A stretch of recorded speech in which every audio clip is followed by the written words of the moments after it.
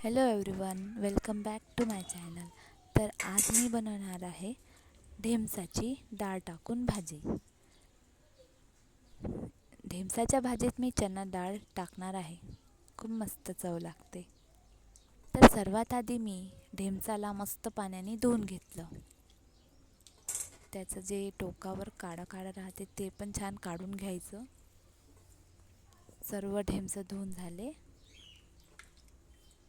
आता आपण याला छान बारीक बारीक चिरू. एकदम जाड नाही चिरायचे, छान बारीक मीडियम साईज काप करायचे.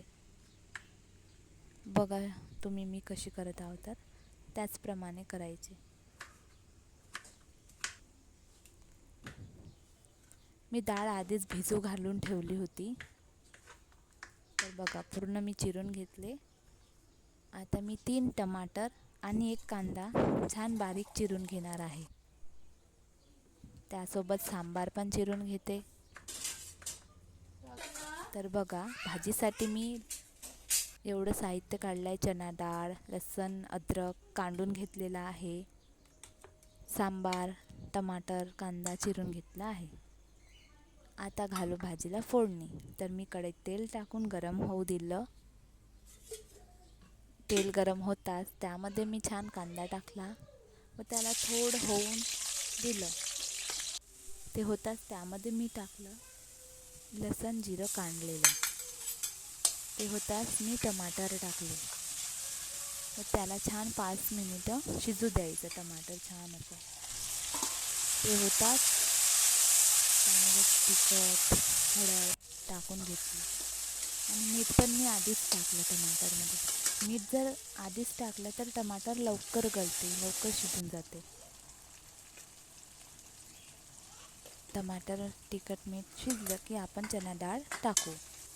आता चना डाळला थोडं शिजू द्यायचं. त्यासाठी नाही का आपण थोडं पाणी टाकू त्यामध्ये आणि छान असं मस्त सांबार.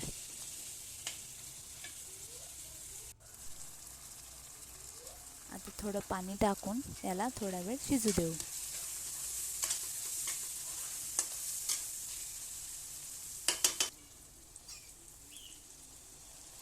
डाळ शिजली की आपण त्यामध्ये टाकू ढेमस. मस्त फिरवून घ्यायचं. आता यामध्ये ढेमस टाकून त्याला आपण छान फिरवून घेऊ आणि थोडा वेळ शिजू देऊ. ते नाही का फिरवल्यावर आपण थोडं वरतून मस्त असं सांबार टाकू. टेस्ट छान येते. ते थोडा वेळ झाकून मस्त शिजू देऊ. भाजी शिजली की त्यावर वरतून अजून थोडं सांबार. तर तयार आहे. तर व्हिडिओ आवडला असेल तर प्लीज सबस्क्राईब करा.